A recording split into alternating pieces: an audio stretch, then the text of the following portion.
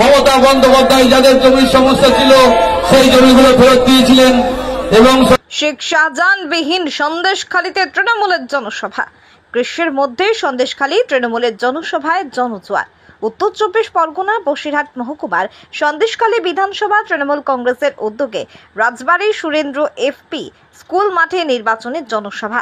বসিরহাট লোকসভা কেন্দ্রের প্রার্থী হাজী নুরুল ইসলামকে সামনে রেখে জনসভার আয়োজন করা হয়। পাশাপাশি সন্দেশখালী পাত্রপাড়া যে সমস্ত মহিলারা আন্দোলন করেছিলেন তাদের মধ্যে মহিলা সহ 50 জন বিজেপি থেকে তৃণমূলের যোগদান।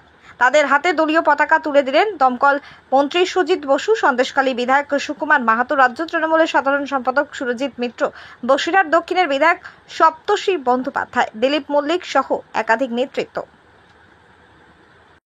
অঞ্চলের গুরুত্বপূর্ণ নির্বাচন কমিটির কনভেনর এবং